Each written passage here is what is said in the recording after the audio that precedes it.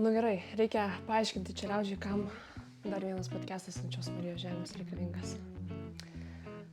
Labas. Šį podcastą pradėjau kurti dėl to, kad žmonės, kurie eina sąmoningumo ir dvasingumo keliu, šitos frazės jau truputį manipūros čekrai negerai kažkaip, ne? Reikia kažkokį tais kitą sugalvoti. Kad žmonės, kurie eina keliu, turėtų ką įsijungti, kai tvarkosi namus arba plaunasi indus. Jeigu šitą podcastą žiūrėsit per savo lėtą išeiginę, tai, nežinau, galbūt vieną dieną tikrai atsikelsim gražesnėme, šviesesnėme ir geresnėme pasaulyje. Turiu tavęs vieną vienintelį prašymą. Jeigu nesunku, prašau, paspausk subscribe ir like ant šito video. Taip, aš žinosiu, kad toksai projektas yra reikalingas. Please, pretty please, press the subscribe button, then I will know if I'm doing the right thing. Thank you. Na ir jeigu turite viduje kirbantį dvasinį klausimą, bet kokį klausimą, rašykite komentaruose, mes pasistengsim, kad visus tos klausimus būtų atsakyta. Ir kai pagimdžiau pirmą dukrą, man buvo blogai. Mano pirmas, tas, kaip tu įvardintum, mistinis kažkoks, nematerialus, nežemiškas ir neprotinis ir ne emocinis potyris įvyko man labai skaudžiu momentu. Dreba kažkas vyksta ir aš galvoju, kaip tai įvardinti, kas vyksta. Ir aš toks pirma mintis tokia dvasinė isterija.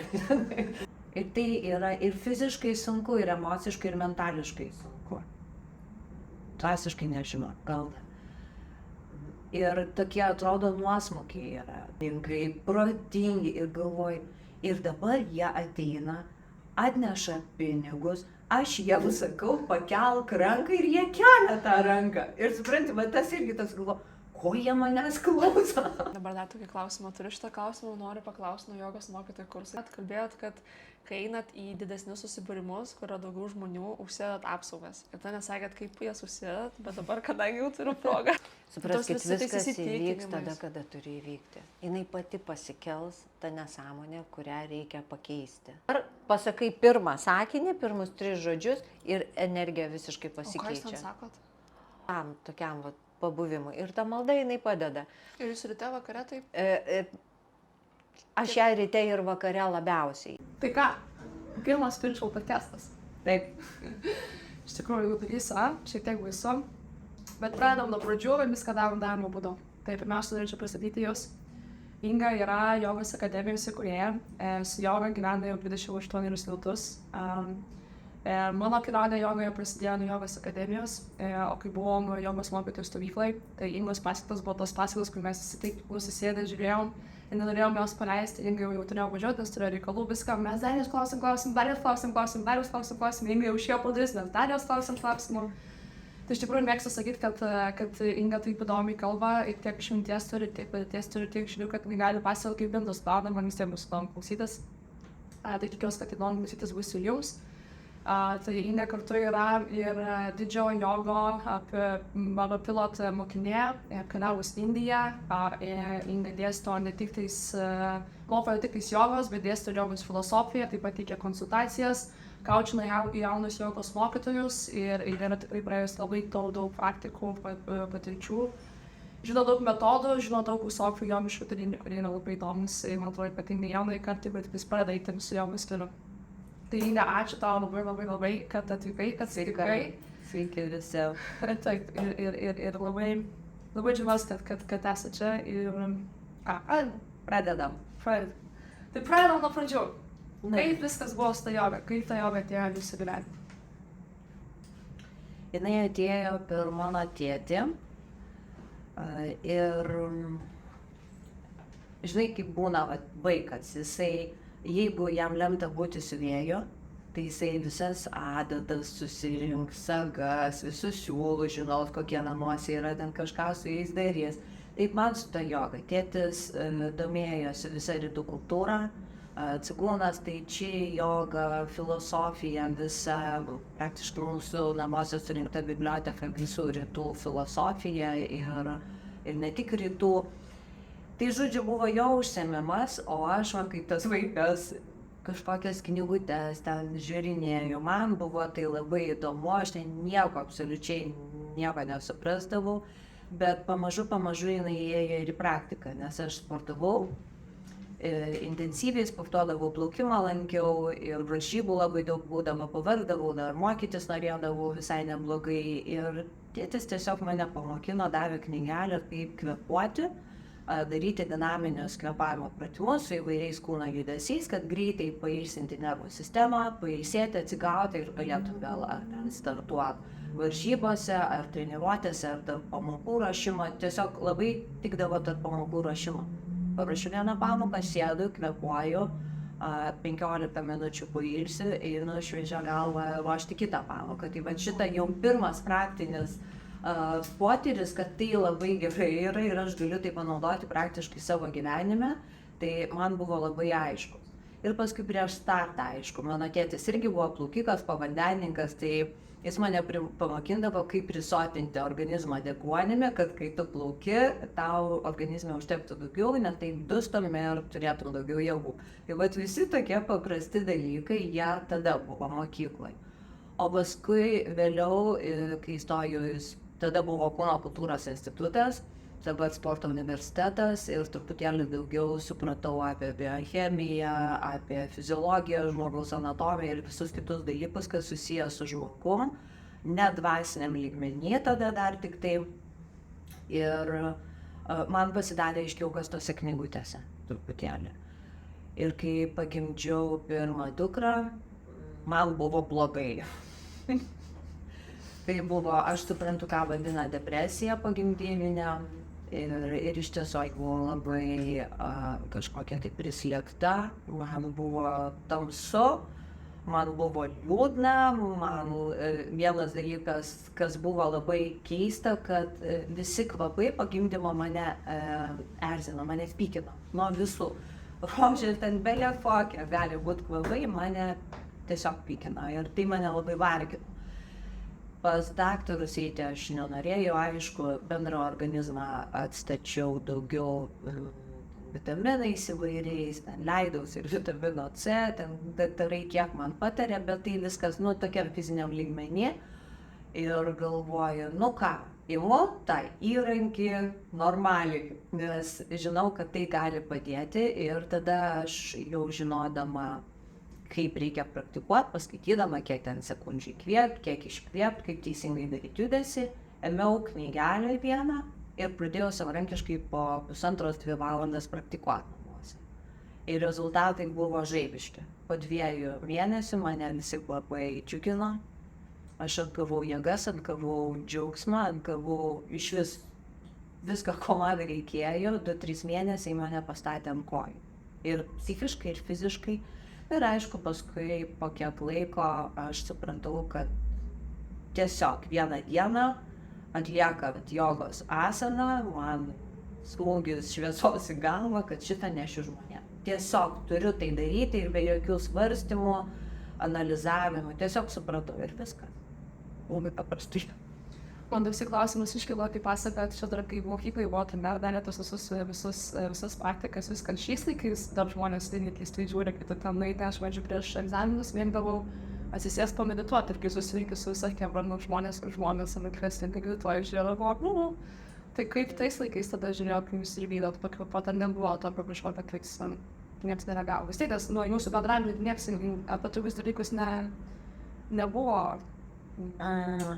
Matai, kaip mokykloje, tai aš šito išvis niekas nieko nematė ir nežinojo ir nesuprasto, nes man mokykloje to nelabai reikėjo, man tie mokslai netaip stipriai rūpėjo kaip sportas tada, kažkaip nejaučiau poreikio. O baseine, tai jau ten visi prieš startą, kas kaip gali, tas tai gelbėjasi, kas ranko mojuoja, kas puškuoja, kas už galvos susisėdęs ant prakaituoja, nes yra prieš startinis drugys, prieš startinė apatija gali būti tokie kaip kraštutinumai. Ir vienas sėdi su paleistais viduriais ir vos neužminginėja prieš startą, jam jisai nieko negali, kitą krečia drugys ir ten jau visi vieni kitus supranta, kad nelengva yra ir kokius metodus turėdavo, ten kas trindavosi, kas masažuodavo vieni kitus, visokie, tai jau ten niekam neįdomu, kas su tavim vyksta, kiekvieną save žiūri. Bet aš niekam neaiškindavau, tiesiog prasikvėpuodavau sąlygas. Dar tokį klausimą turiu, kai jau pradedi praktikuoti jogą, pradedi to dvasingumo keliu, sako, labai svarbu yra susirasti mokytoją. Galbūt nesako, kad labai svarbu, bet daugelis galbūt nori susirasti mokytoją, nes tai, kaip tu skaitai iš knygų, tai kaip tu savarankiškai, nėra visai kitaip, kad tu turi tą savo kažkokį tai svedinį savo mokytoją. Tai kaip rasti tą savo mokytoją? Kaip jūs randat savo mokytoją? Aš manau tai, kad kai ateina laikas, tada ateina mintis, kad man reikia mokytojo. Kiek aš stebiu šitą temą, nes ir man jinai kildavo ir labai dažnai įvairiai mums sakydavo, netgi, kad negalima įvairių jogos rūšių praktikuoti, tu turi pasirinkti vieną mokytoją, vieną mokyklą ir jau per amžių amžius ten joje būti. Mano vidus iš tikrųjų nepriimdavo šitos taisyklės, ten labai bandydavo pririšti prie kažkokios tai mokyklos, nuvažiuoja į seminarą ir jau pamatė, kad žinai, tas jau kur galėtų reguliariai praktikuoti. Tai aš sakydavau, kad aš nepriklausysiu jokiai mokyklai, niekam aš nepriklausysiu. Tai man gal tas vidinė nuostata, tokia vidinis žinojimas buvo ir išgelbėjo, nes iš tikrųjų ir dabar nenorėčiau priklausyti nei vienai. Kodėl? Todėl, kad kiekviena mokykla turi savo pliusų, savo trūkumų. Tai jeigu tu esi joje, tai tada su visais tais pliusais ir trūkumais. Taip, man labiau eina toksai individualus tas kelias, nors mokytoją aš turiu. Tai dabar su tuo mokytoju aš pastebėjau, kad žinai, kaip sako, kiekvienai gėliai savas laikas pražysti. Reiškia, įsivaizduok, kad žmogus, kuris dar neapsisprendęs, ten jam joga jo tas kelias ar ne, gal tik šiaip įdomu, papraktikuoti, pabandyti, pasilyginti, pasižiūrėti. Ir sako, žinai, tu turi turėti guru Indijoje, tas kažkur Himalajose ar kažkur. Lauk, tu dar net švis nežinai, tau tos jogos reikia. Tu nori pusę metų papraktikuoti jogos asanas. Tai kam tas mokytojas reikalingas? Tai tu papraktikuok, tu pasižiūrėk, pasimatuok, ar jau tu pasiruošęs tam dalykui, ar tu nori eiti giliau, gal tai bus tiesiog pusmečio. Tai taip gali būti ir aš nemanau, kad reikia. Ir aš pastebiu, kad žmonės, kurių sąmonės lygmuo, reiškia, toks tokį prisitraukia. Jeigu dar sąmoningai žmogus nepasiruošęs, neuždavęs savo klausimo, ką aš veikiu šitoj žemėje, kas aš esu iš vis, apie ką čia, tai jam dar nelabai ir reikia tos gilios, tos dvasinės jogos ir to mokytojo. Tai jam reikia trenerio, su kuriuo jie gerai pasimankštins, su kuriuo jie gerai pakvėpuos, ten nuvažiuos į kokį festivalį pabus. Paskui gal jam reikia jau mokytojo kokio žemesnio lygmens, ar ne, kuris paaiškintų kažkaip teoriškai, kam tai daryti tą asaną, vienokį ir kitokį, bet jau reikia į kursus, ar ne, jau kyla noras savaime ateiti į kursus. Paskui gal kyla noras dar kažką truputį daugiau ir paskui jau subręsta žmogus ir man reikalingas, mano guru, viskas, tas šventas, vat kaip man buvo. Man reikia dieduko, aš žinojau, man reikia dieduko, va ten, kad iš jo, kaip buvo iš krioklio vanduo lietųsi išmintis ir žinios. Ir tiesiog atėjo supratimas vieną dieną, kad aš noriu. Jis atėjo per knygas. Aš skaičiau vienas knygas, jau nėra gyvo to mokytojo. Ir aš per tas knygas supratau, kad man jisai kaip žmogus, apskritai mano asmeninis mokytojas yra reikalingas. Atėjo ta mintis, užduotas prašymas į visatą ir atėjo mokytojas. Tai tik tada, kada mokinys pasiruošęs yra realiai iš tikrųjų. Ne kaip žaidimą, ne kaip, kad parodyti visiems, kad turiu, bet nuoširdžiai, va ten iš visos gelmės tu tiesiog šaukiesi, kaip tau jo reikia. Tai jisai tada ir ateina. Bet reikėjo supręsti. Kaip atėjo, po tos minties, kai aš tom dieduko užsimaniau, kitą dieną tiesiog Facebook'e pamačiau žmogų, kuris praktikuoja jogą ir tokia buvo mintis, kad galvoju, tai kaip aš mažai bendrauju su iš kitų šalių žmonėm, ar ne, viskas kažkokiam sukasi siauram rate ir galvoju, vat būtų labai įdomu pasidomėti, ką jis praktikuoja, kaip. Ir labai keista, dažniausiai tu pakvieti į draugus ir tiesiog priima. O tas, tai buvo vyras iš Ukrainos, jisai sako, labas, kokie vėjai tave atpūtė. Ir čia jau turiu bendrauti, aš sakau, aš domiuosi jogą, ieškau bendraminčių. Ir jisai sako, aš 10 metų turiu savo guru, Pilot Baba, gal tau įdomu apie jį pasidomėti. Įdomu. Ir kai jisai atsiuntė man tekstus, kuriuos rašo Pilot Baba, aš supratau, kad visiškai mano ir labai stipriai rezonuoja su tom knygom, aš skaičiau su knygom. Skaičiau Michaelio Omramo Ivankovo knygas, jos yra lietuviškai išleistos, tokios nedidelės knygutės, dvasinio mokytojo. Ir man viskas rezonuoja ir tada aš metus laiko skaičiau, ką Pilot Baba rašo ir labai daug klausimų uždavinėdavau tam žmogui. Jisai sakė, aš tau viską atsakysiu, klausk ir stebėjau. Ir aš pamačiau, kad mano. Ir po metų laiko tas Vitalijus vardas jau buvo, sako, Inga, Pilot Baba atvažiuoja į Latviją. Noriu. Ir tada Vitalijus atvažiavo akademijai, pravedė tokį paruošiamą į seminarą, parodyti, kas tai Himalajų joga, kaip ten vadina. Ir mes pabuvom tam seminare porą dienų ir gavosi taip, kad su manim 13 žmonių iš karto išvažiavo pas mokytoją tapti mokiniais.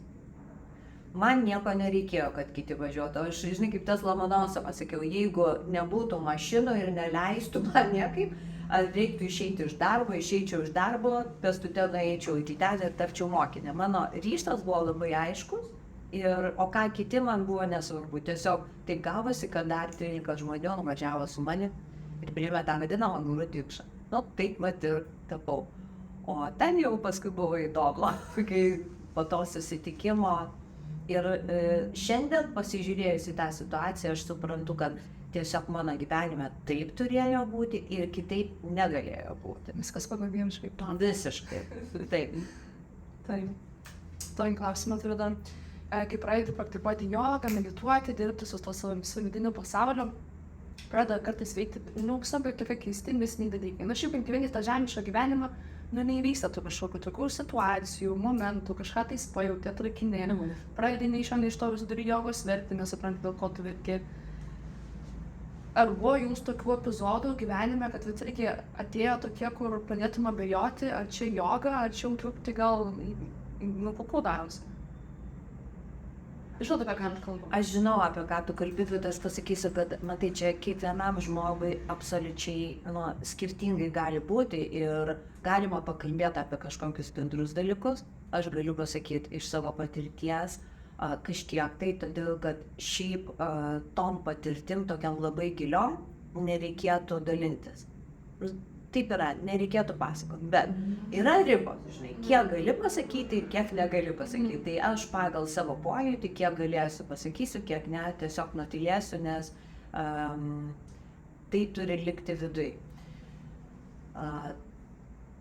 Mano pirmas, tas, kaip tu įvardintum, mistinis kažkoks nematerialus, nežemiškas ir neprotinis ir neemocinis potyris įvyko man labai skaudžiu momentu.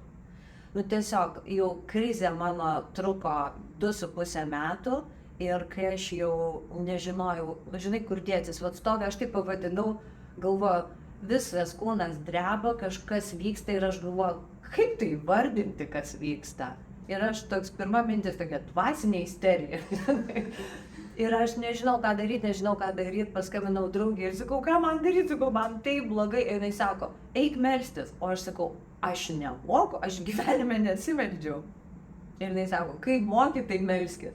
Ir tada aš greitai, kadangi tą jogą praktikavau daugiau fizinio lygmens, ar ne buvo. Tai savaime atėjo tas matyt momentas. Aš pasitiesiau ant grindų kilimėlį, užsileidau gydomoje ten kažkokią terapinę muziką, atsiguliau. Ir sakau, viskas, nieko, nežinau, absoliučiai nežinau. Nes iki tol žinojau, reikia pabandyti tai daryti, tą pasakyti, ar taip, ar taip. Nes kol viskas, aš nieko nežinau. Prisiduodu, daryk su manim, ką nori. Iš tikrųjų, tais žodžiais ir sakiau, sakau, viskas, aš tavo. Ir tada įvyko tas, kaip žodžiais labai sunkiai vardinant, bet tas dvasios prisilietimas, širdies rytyje. Aš tiesiog įvyksta suvokimas, kad mane paliečia kažkokia tai jėga, galinga, vidinė, ir tada ašaros upeliais, va kaip tu sakei, verkiam, ar ne, ašaros teka, bet taip gera, kad nemoku pasakyti. Ir tada suvoki, kad kažkas vyksta to, ko tu gyvenime tam materialiam nelabai, net specialiai ir nepadarysi. Tiesiog kažkokiu momentu tu ateini iki to taško ir tai įvyksta. Tu prisiduodi. Tai jeigu mes ir tada, kada tu turi patyrimą, kodėl aš tai pasakoju, tu turi žinojimą, kad tai būna ir kaip tai juntama yra. Ir tada, kada vyksta kažkokie kiti dalykai, tavęs nestebina, nes tu žinai, kad tai vyksta. Bet jeigu tu neįsisąmonini, ar ne? Akimirka abejonės, ar aš čia prisigalvoju, o čia tikrai tai, apie ką aš galvoju. Tai dažniausiai, man atrodo, kad ta abejonė vyksta, kada tie filmai sukasi, žinai, užsimerki ir ten prasideda serialas visas. Ir turbūt dažniausiai abejonė vyksta, todėl kad tai iš tikrųjų yra prote. O protas jis yra žaidėjas. Ir tas gilus vidinis žinojimas, kad tas multfilmas gal tikrai ne kažkas tokio labai, ar ne mano vidinio ir gilaus. Bet čia reikia išsiaiškinti. Bet kada tu patiri labai gilų dvasinį patyrimą, nekyla abejonės. Abejonės kyla, kai tu prisigalvoji. Bet tada gali kilti. Dar abejonės kyla pas netikinčius žmonės, ar ne, kurie, kaip sako, jeigu aš pačiupinėjau, tai aš žinau, kad, čia yra stiklinė. Jeigu man pasakė, kad, pavyzdžiui, yra kažkas abstraktaus ir nelabai užčiuopiamo gyvenime, tai aš abejoju, kad tai yra. Tai ir iš tos pusės gali vykti abejojimas. Bet tas, kur tu sakai, ar aš, trečias punktas, išprotėjau jau, ar ne? Tai šitas būdavo, nežinau, gal dar ir bus, aš nieko negaliu sakyti, nes aš nežinau, kas bus, bet kartais būna. Ir tada labai fainai yra su kažkuo pasikalbėti, o kai jūs sakėte, intelektai, kai su kažkuo vieną iš tokių pasikalbė, ir sako, jo, čia man praeitą savaitę, tai buvo tai ko, taip, tai neišprotėjau, yra sąmonės plėtimosi simptomai.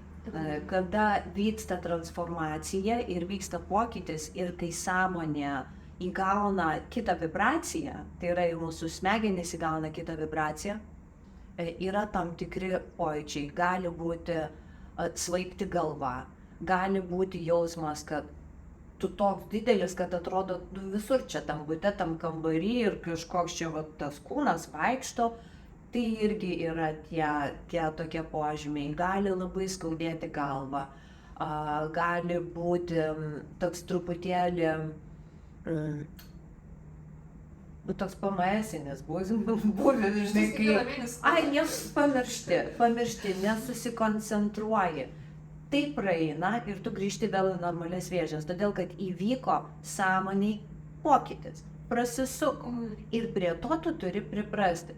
Todėl dažnai po labai stiprių retrytų, 10 dienų retrytinių kursų, mes kai grįžtam, nežinau kaip kiti, aš tai 2 savaitės užsidarau namie, todėl kad reikia apsiprasti prie naujos energijos ir prie naujos sąmonės būsenos.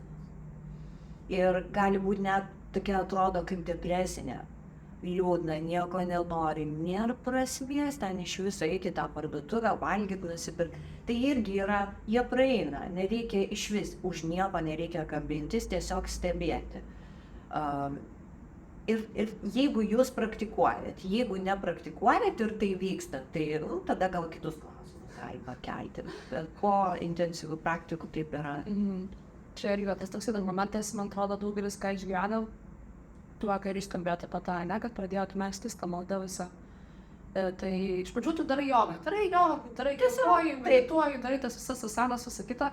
Ir čia irgi buvo toks momentas, mano jogos mokytojas sako, Taip pat jūs sėdės praktiką, tai atsisėsk, sukūrus rankas, pasikvies savo potėmius, savo angelus sargus, savo sėdas, visledus, kad tau padėtų, kad tave vestų, visą kitą. Nu, aš ateinu ir aš tokia, mačiau, kur turėsimas ten vieną podcastą, joga ir religija, apie tai pakalbėsim išsamiau plačiau, čia šiek tiek tiesiog pačiupinėkim tai.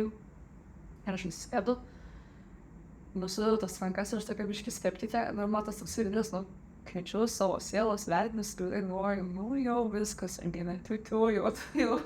jau persimeti į tą viską. Ir man tas religingumas pačioj pradžiai kažkaip buvo keista, kad iki tol, kol netėjo tas momentas, kai buvo labai labai blogai. Tie momentai patys svarbiausi gyvenime. Jo, tu buvo kaučerė ir jis sakė, kas labiausiai padeda, tyrimėlis, akelių, verki ir sakai, Dieve, visatą, ko tu ten tiki, prašau, mesk mane, o tik man kelio padėk man.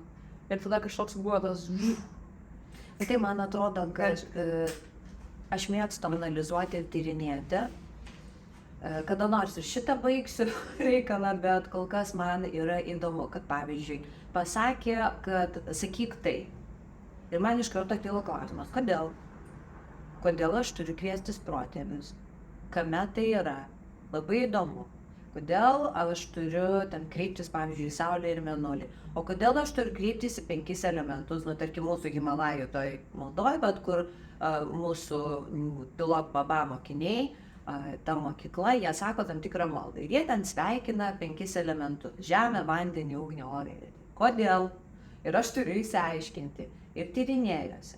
Kada tu supranti, kodėl tie protėviai reikalingi, kaip tai veikia, tai supranti, kodėl jos pasveikinti reikia, arba paprašyčiau pagalbos. Man dar, tas padeda, ne tai, kad tau pasakė ir to aklai darai. Aš pradėjau kelti klausimus, buvau labai nepatogi toj mokykloje, Himalajų jogos.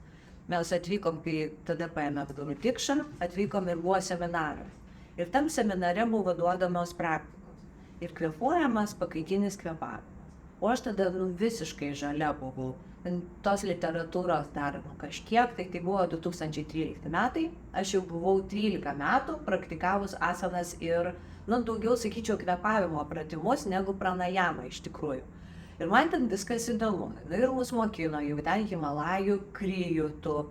Ir aš ateinu pas, ten tokia svetimata buvo, moteris šalia guru. Ir aš klausiu, o kodėl, taip įkvėpto, kodėl pirmą per kairę, o paskui per dešinę, man viską reikia išsiaiškinti. Ir aš išgirdau atsakymą, kad mokytojų neklausia. Mokytojais tiesiog tiki. Ir visai man netiko šitas atsakymas. Ir paskui mes labai gražiai susidraugavom su ją. Ir aš manau, kad tai buvo toks labai nedidelis supurtimas ir indėlis, nes po to, kai jau jinai rašė enciklopediją savo, ten labai daug ir apie hormoninę sistemą ir apie praktikų ir paaiškinimų. Ir mes tapom bendradarbėmis paskui, nes pamatė, kad galima apjungti vis dėlto mokslinės žinias, jos ne visos ten yra, tarkim, reikalingos, bet apjungti tai, ką galima sužinoti iš anatomijos, fiziologijos, energetinių dalykų ir paaiškinti mokiniui, kad jisai būtų motyvuotas, suprastų, ką daro, man atrodo, kad tai yra pats geriausias kelias.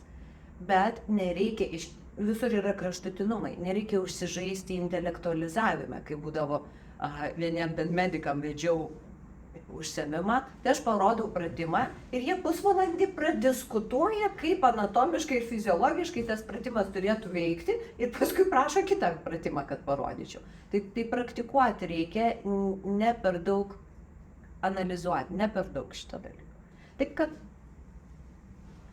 reikia suprasti, ką darai ir maldai irgi suprasti, kam tu ją, kaip jinai veikia. Per tą beveik 30 metų patirties jogą aš tiek užsimetė apie tą visą momentą. Ir kai pagimdė tam kai buvo labai sunku, labai blogai. Bet mano noras yra su šitais podcastais visais pakalbėti apie tai jau, kai žmogus jau eina to sąmoningumo nuoseklumo keliu, jau daro jogą. Ir dažnai labai, ką mes matom Instagram'e, Facebook'e visur, tai tos gražios lotoso pozos, visi laimingi ir lieknos figūros, mintam saulės energiją, viskas gražu. Ar buvo tam laikotarpį, kai jau praktikuoji, kai jau turi visus tulsus, kai jau esi patyręs, žinai, kaip kas veikia, tokių, tikrai sunkių, krizinių, juodų epizodų, apie ką jie buvo ir kas padėjo iš tų dalykų iš tikrųjų panoti? Buvo. Ir iš tikrųjų, jeigu praktikuoji, jeigu ne darai tiesiog jogą dėl tos gražios nuotraukos ar, kad sulieknėti, pavyzdžiui, jeigu jau eini giliau į tą filosofiją ir praktiką, iš tikrųjų kiekvienas susiduria su tais slenksčiais. Jogos filosofijoje neatsakoma, kad mokinys tarsi yra išbandomas. Tai ne mokinys mokytojo yra, mokytojas irgi ten gali prisidėti, bet apskritai, kada tu tiesiog, jeigu tu nori kažką pasiekti, eiti tuo keliu, gal nebūtinai pasiekti, bet tu ryštiesi, bandys tave bet kokiu atveju, patikrins, kiek tu turi ryžto, kiek tu turi valios, kiek turi užsispyrimo. Tai iš tos vienos tokios pusės, iš kitos apie tą patį galima pasakyti tai, kad jeigu mes praktikuojam jogą, mes pradedam valyti savo karminius mazgus įvairius ir visą tą brudą, kurį surinkom, tą negatyvą. Ir tai yra pats sunkiausias dalykas visoj toj dvasiniai kelioniai, jeigu pavadinti tai. Ir kada susiduri su, žinai, kai pasikeli savo dumblo tiek, kad akis neaprėpia, ir tai yra ir fiziškai sunku, ir emociškai, ir mentališkai sunku. Dvasiškai nežinau, gal. Ir tokie atrodo nuosmukiai yra. Tai pirmas buvo toks labai didelis būtent tada, kai aš jau tapau tą mokinę ir mes pradėjom realiai praktikuoti Himalajų jogą, nes iki tol aš supratau, kad aš tik ruošiausi. Ten 13 metų praktikuodama asanas ir kvėpavimo pratimus labai reguliariai, praktiškai kasdien, aš puikiai ruošiausi. Va dabar atėjo jau realiai joga, kurią aš praktikuosiu. Ir mes pradėjom krijas praktikuoti. Ir krija joga yra labai galinga. Ir tai pradėjo kelt viską, nes kol tu fiziniam lygmenį, tai tu gražus, tu padarai, ten parodomųjų programų krūvą padarėm, kiek gali išsilenkti, kojas už galvos padėti. Ir labai smagu. Tuo metu ta praktika, jinai mums taip atrodė ir mes kaifavom. Bet kai pradėjom daryti krijas, pradėjo kelt visą dublą. Ir prasidėjo visas procesas ir pusę metų, naujas pusę metų buvo iš tiesų, kaip pasakyti, sunku, tai žodis man labiausiai tinka, todėl kad viskas sunku, judėti nenori, praktikuoti lengva. Labai lengva. Pratimai labai nesunkus. Po 3-5 minutės pakvėpavai, 7 ten judesius padarai, valandą laiko maksimum ir tu jau viską padaręs. Bet paskui nėra jėgų. Pas mane sukilo pyktis tokio dydžio, aš neįsivaizdavau, iš kur gyvenime pas mane atėjo pykčio. Jis tiesiog demoniškas toksai kilo. Ir va čia kita tema. Kaip jogos mokytojas ir toks piktas, tai apie tai galima plačiai kalbėti, todėl kad būtent jisai ir pasikėlė savo tai, kas pasąmonėj gulėjo labai toli, visas skryneles sudėta.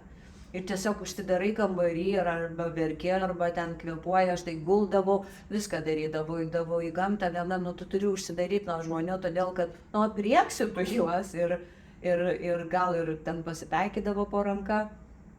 Kažkas tai taip, kur patirdavo, bet mano šeima labai nuostabi ir vyras labai tyliai ir kantriai tiesiog būdavo šalia, jisai suprasdavo, kas su manim vyksta ir leisdavo man tokia būti, tiesiog kantriai laukti.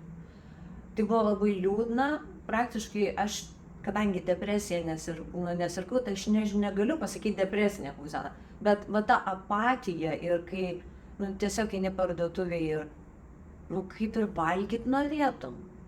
Ir žiūri tos produktus ir, nežinai, tiesiog, maždaug visą laiką tokia būsena. Bet praktikuoji, reiškia, nuoširdus ketinimas, kantrybė ir reguliarumas. Ir tai baigėsi. Ir paskui prasideda jau kitas etapas. Tai aš tą pavadinau, pasidaryk generalinę tvarką savo viduje. Paskui jau tokio dydžio, žinai, to prasidirbimo, tu kaip atėjai į apleistą namą kokią 10 metų, žinai, ir visus voratvirius išsivalyt, susitvarkyk, tai paskui tik grindis išsiplaut, dulkes nusivalyt, jau lengviau yra, nors po kažkurio laiko ateina nauji išbandymai, jie kitokie, bet taip sunku man buvo tik tada. Paskui ne taip sunku. O tuo metu, kai jums buvo sunku, jūs tą sunkumą išgyvenant pati su savim būdama Lietuvoje ir jūs tuo metu ir komunikavot su savo mokytoju, su ta bendruomenė, su kuria jūs ėjot, vis tiek atėjo kažkokios tos praktikos, jūs įdarėte su daugiau matyti žmonių kažką panašaus. Tai ar buvo tas bendruomeniškas kažkoks komunikavimas tiek su mokytoju, tiek su tai žmonėm, kur einant į... Čia yra labai geras klausimas, nežinokit, vienam tai aš nežinau, kaip ištvert. Mes buvom kelios, turbūt labiausiai tai dviese su mano kolegė ir mano draugė, tai mes kalbėdavome, kaip ten tau, tai pasiskambini, pasiguodi. Mes kalbėdavomės tarpusavy, nes kiti nelabai ir suprasdavo, nes jeigu tu paskambinsi kažkokiam kitam žmogui, sakys, vaikeliai, pasidaryk kraujo tyrimus, ten ir taip toliau. Tai ne apie tai, jau geriau tam uždarau rate. Taip, mes savo mokytojai, ne guru prašėm, bet tai jo mokiniai, su kuria galėjom turėti kontaktą, kuri būtent vedėt kursus, tuos, į kuriuos mes atėjom ir giliau praktikuoti. Tai mes turėjom tą žmogų, kuriam tu visada galėjai skambinti ar rašyti ir sakyti, kas su manim vyksta, aš nesuprantu. Šitai labai svarbu. Ir klausimas, grįžtam prie to, ar reikia turėti mokytoją? Reikia. Jau jeigu tu eini į gilesnius dalykus, būtina turėti ar guru, ar tam mokytoją, kuris tai praėjo, kuris žino, kas su tavim vyksta ir gali pakoreguoti. Nes gal kartais reikia sakyti stop ir dabar ne kasdien, o 3 kartus į savaitę. Ar kažką tai pakoreguoti praktikoje. Tai gali būti. Todėl tas žmogus, kuris turi daugiau patirties ir išminties, reikalingas. O tarpusavį bendrauti, tai su daug žmonių nereikia. Tuo metu, kai mes ten papraktikavom gerokai, truputėlį ir į savo grupės įvedėm labai švelniai tų praktikų, gilesnių, tai Jogos akademija paliko maždaug 2/3 žmonių iš karto, kai išėjo iš fizinio lygmens jau į energinį lygmenį. Ir paskui jau liko tie ir susirinko kiti, kuriem tai tiko, nes jau tai atsitinka nelabai malonių dalykų, kur tiesiog tau, pavyzdžiui, liūdna, arba pakilo tavo baimė, arba pakilo susierzinimas. Čia man atrodo, kas labai... Tai čia neskas tose nuotraukose. Man atrodo, labai dalykas atsitinka jauniems arba mokytojams visą patirtim pasidalinsiu.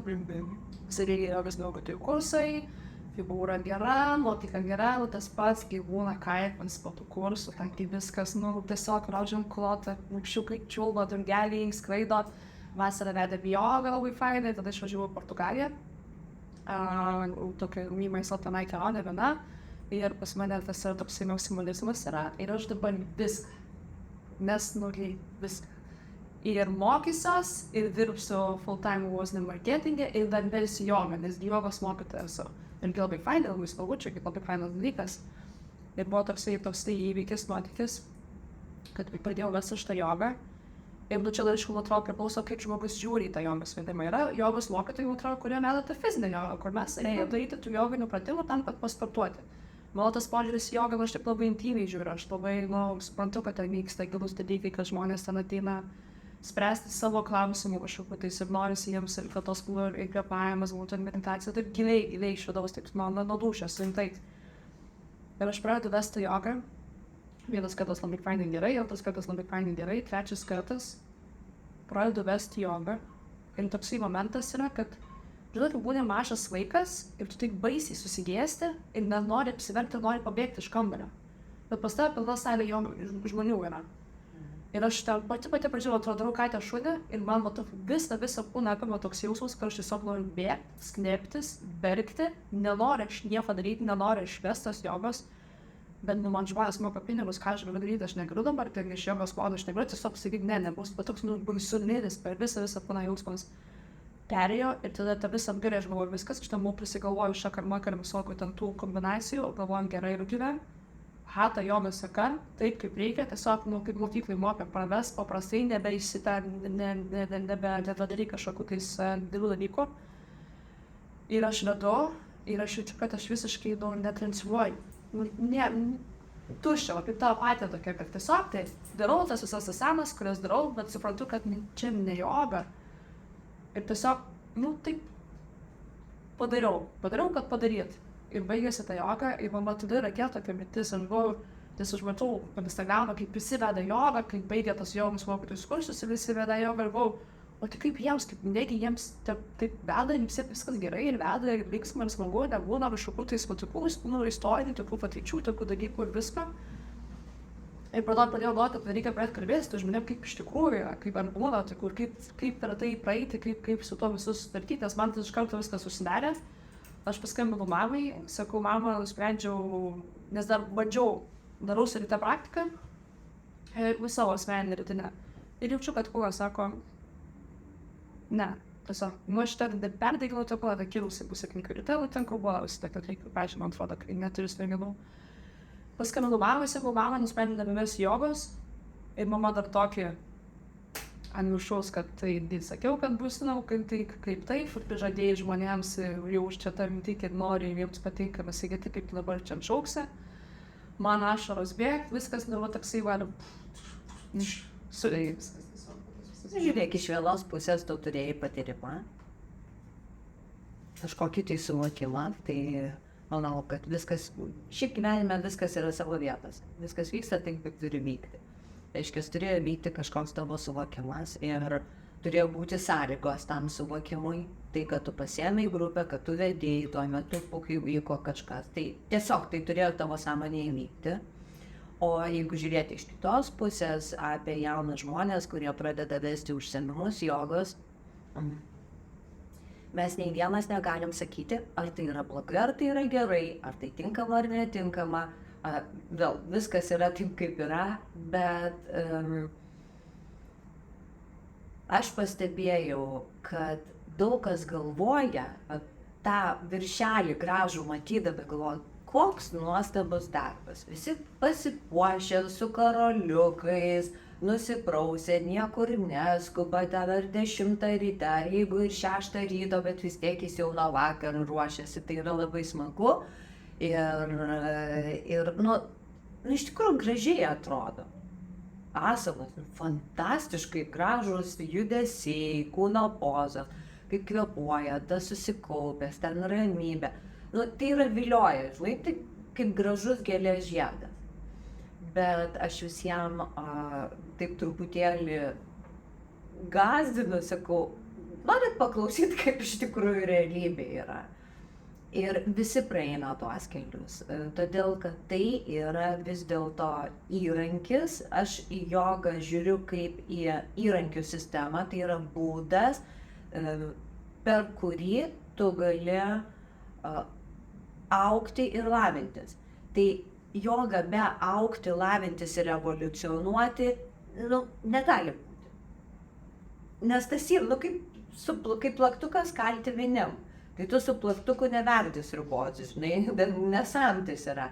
Tai va šitą reikia nepamiršti ir jeigu įsivaizduok, tu atėjai žmonės mokyti. Treniruoti yra viena, aš visada sakau, yra treneriai, yra mokytojai. Ir čia yra visiškai skirtingi dalykai. Jeigu tu nori parodyti, kaip kelt ranką, kaip kelt koją, ten kokius judesius daryti, tai tu esi treneris ir tu rodai. Pavyzdžiui, gal jums jūsų patirti pradžiai, kai pradėjot vesti, buvo tokių patirčių, kur jau vedėjau, turi to savo mokymus, įsakyta, kur pradedi, suabejoji. Aš pasakysiu, kaip juokingiausia mintis tai buvo, žinai, kokia ne ta.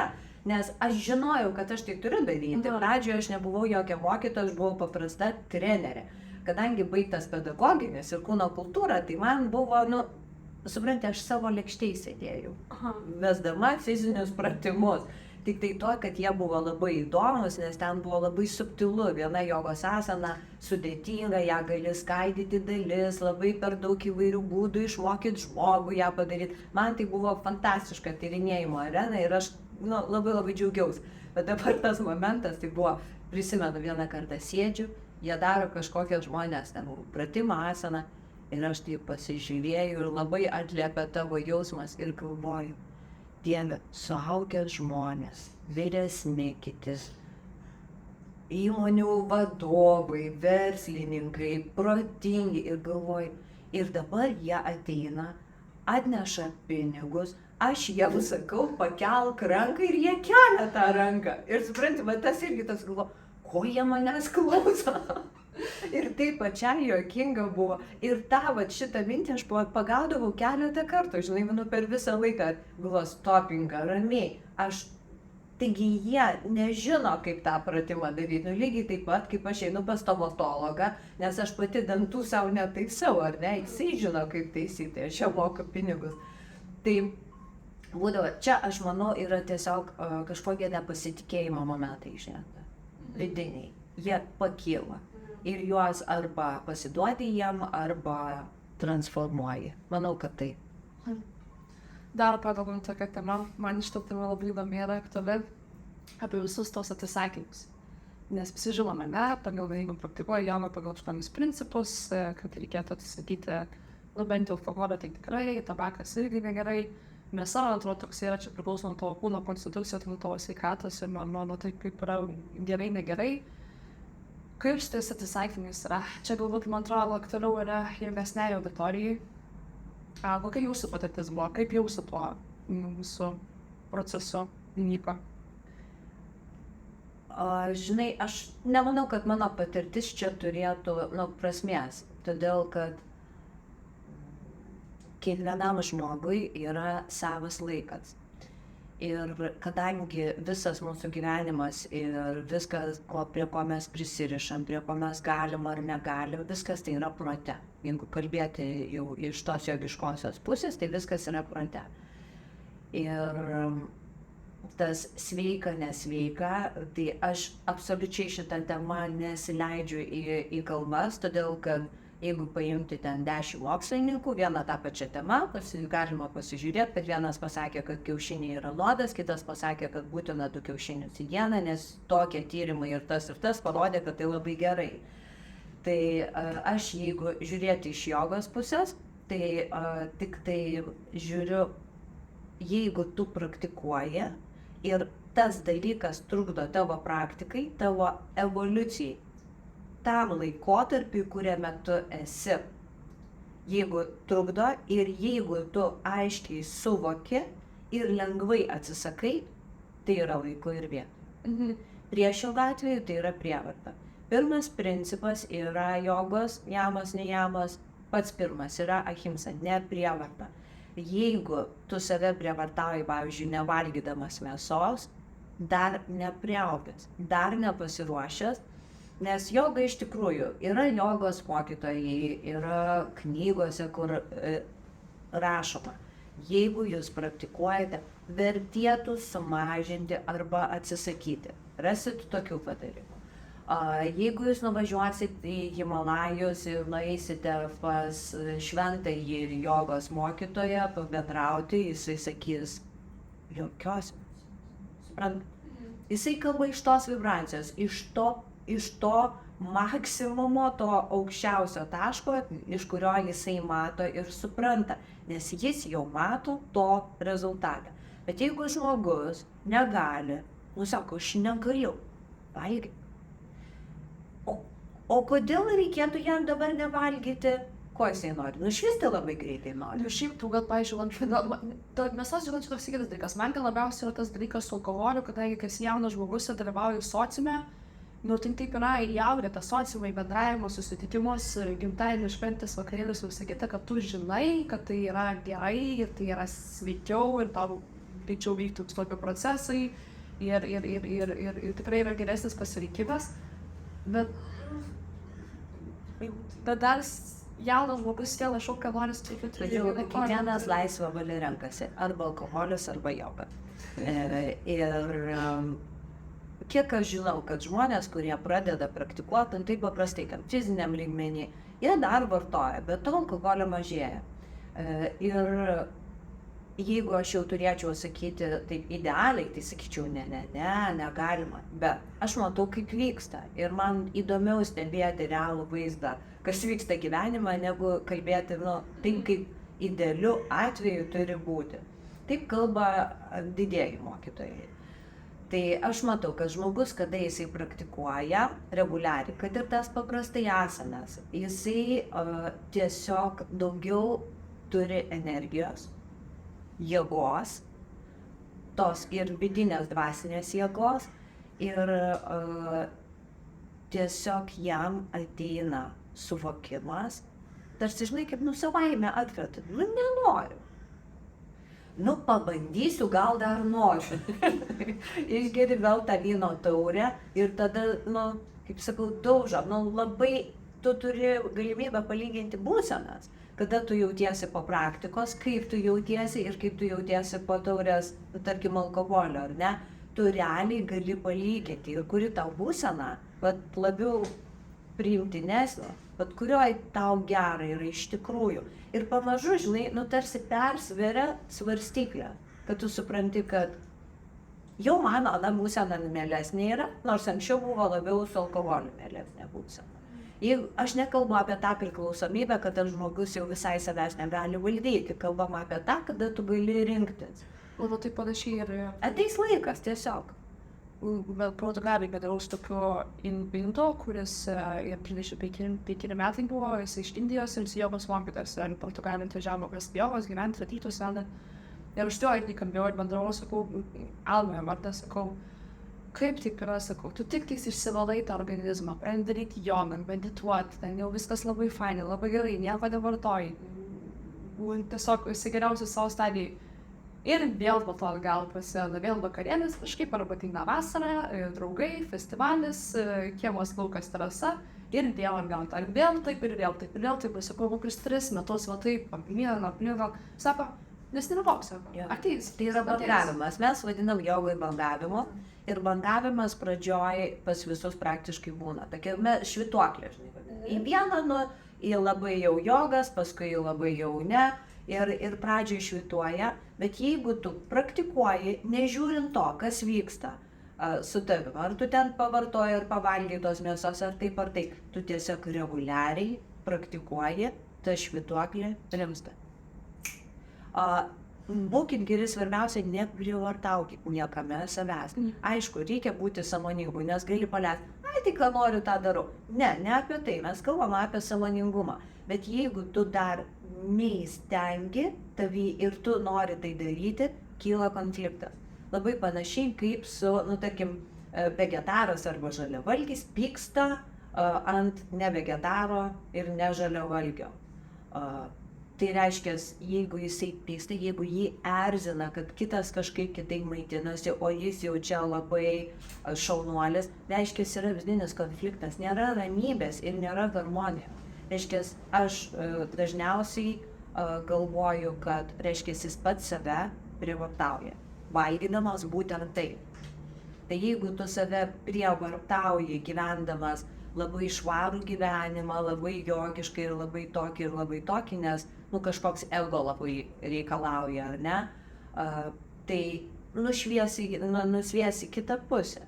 Tai viskas natūraliai, po truputį sąmoningai tegul vyksta. Labas. Na štai, sužiūrėjau jau pusę podcast'o. Kitą podcast'o dalį kviečiame tave žiūrėti į Contribui platformą ir taip paremti šito projekto egzistavimą ir gyvavimą. Nesijaudink, viskas ten nėra labai sudėtinga, reikės paspausti keletą mygtukų ir aš vis laikas stengiuosi, kad antra podcast'o dalis būtų kuo gilesnė, kuo įdomesnė ir galbūt labiau įkvepianti. Na, o jeigu nuspręsi likti čia, kaip mano mama sako, YouTube'ai, tada paprašysiu tavęs, jeigu nesunku, pasidalink šiuo podcastu su savo artimaisiais, su savo rateliu, galbūt kažkam, kas eina visų šitų keliu, tai įkvėps, padės ir bus naudinga. Dėkoju tau, palaikom ryšį.